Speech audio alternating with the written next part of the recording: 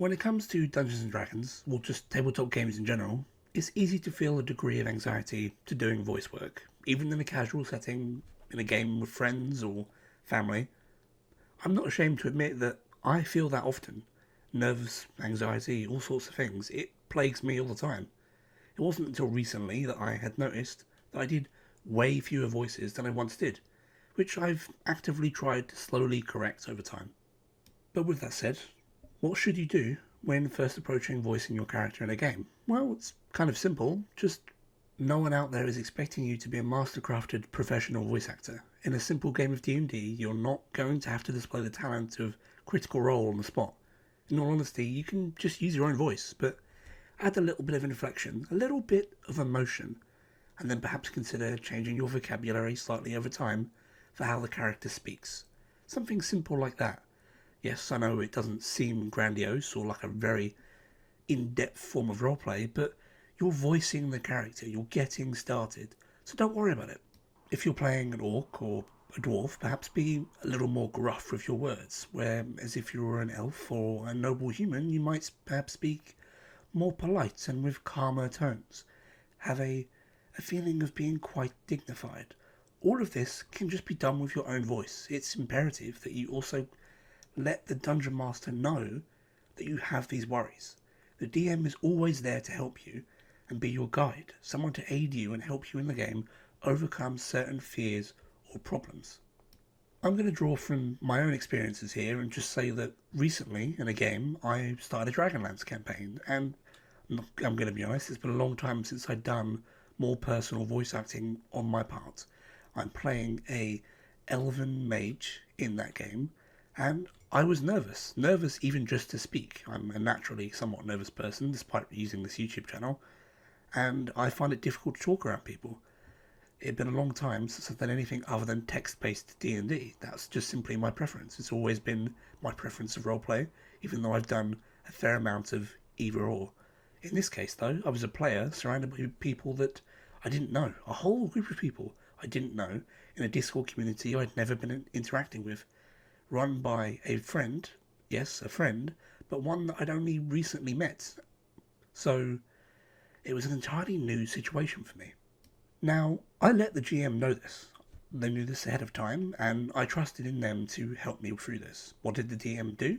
Well, they ran personal one-to-ones with each character and let them kind of have this moment where they would speak one-on-one, do these small interpersonal role plays, get a little bit into the character before anyone actually interacted in character in the first session. We all had a session 0 beforehand, so we didn't know each other, but we got this moment to essentially have an hour to an hour and a half with the DM alone on our own separate days, being in character and kind of adjusting to the character, slowly learning how they acted. And this helped. Honestly, this did help. That's just an example, my own example at least. I'm not saying that every DM should let you run a one-on-one with them and help you get into character in that way, but I'm showing an example of how telling the DM your problems can help them do something to help you in the long run. So consider that. Always let your DM know. But again, if you've reached this point and you are now speaking for your character, then trust me, at least on this, the human ear is going to do a ton of the work for you. Just speaking for your character and putting a little bit of emotion into it will naturally make them fit to your voice over time. Male or female, old or young, don't fret too much about it. How you're perceived playing a character doesn't matter. Obviously, making a character more familiar to you might help, but don't feel like you can't play an effeminate character if you've got a deep voice, or vice versa. The importance of roleplay is simply playing the role. Over time, you'll grow more comfortable and you might start to change a little. Maybe wait until your second character perform a voice that's a little more different or has a slight accent. Now, let me get straight here. I'm not saying become a Scottish dwarf or a French noblewoman, but you'll find a range, something that you'll enjoy over time. Don't just go into it immediately rushing and doing everything that you've learned as though you've just gone through several lessons of voice coaching. Trust me, slow down, take it step by step. It is important that you don't overstep yourself if you're new. Don't suddenly throw in cuss words from another language because it sounds clever, or roll your R's and fail to say your L's. or just other general language stereotypes. Develop things slowly within the comfort of your group. If you've thrown yourself into a new one-shot and you've never done voices before, well, maybe in a one-shot where you're only going to play 1 to 2 sessions, this might be the perfect time to suddenly put on some kind of nasally goblin tone or invoke your innermost boblin. What I'm saying in short is experiment. Anxiety comes from uncertainty, and you should overcome the uncertainty with proper communication and just testing of your limits. Take the small, simple steps of telling your group that you're nervous, but you'll get past it over time. Let your DM know that you're trying. No one can ask you more than that. So long as you're actively engaging with the game, then what more is there to ask? Whilst I'm someone that enjoys text-based roleplay, as I've said, I have to admit that doing voice work in D&D or just doing in-person games, it's something you shouldn't miss out on. You should try this at least once. Don't let anxiety overcome you. Everyone starts here, everyone is nervous about role-playing, everyone has felt a little awkward. Hell, there's a reason that the stereotype of characters is Lone Rangers, mysterious fighters and rogues who want nothing but to stand in a corner and seem edgy. That's commonplace because, well, it's easy. It's easy to stand out of the way, not talk to anyone and be dismissive. It's a common defense. It protects you. But it won't get you far. It won't develop you. Don't get me wrong, I enjoy playing those edgy kinds of characters. They're fun.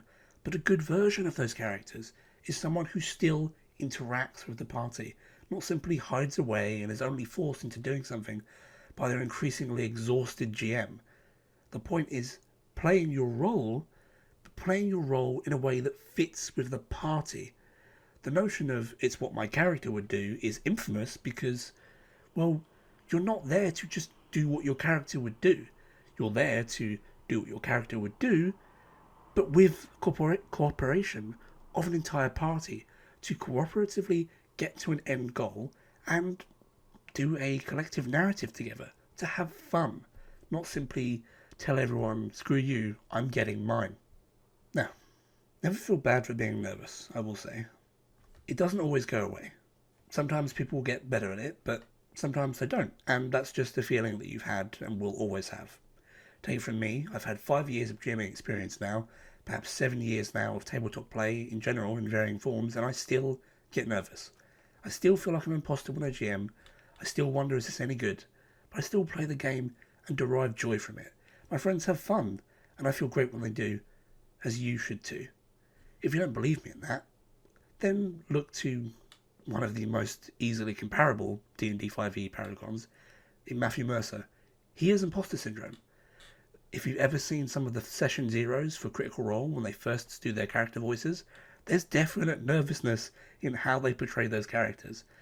There's jokes as they do the first voices. People laugh because it takes a while to adjust to the new voice, that getting used to notion in the human ear. But trust me, if you've watched 2 to 3 sessions of those games where they start doing the voices over time, they start developing the mannerisms, they could have been doing that voice their entire career and I wouldn't have known the difference. And that's how it is.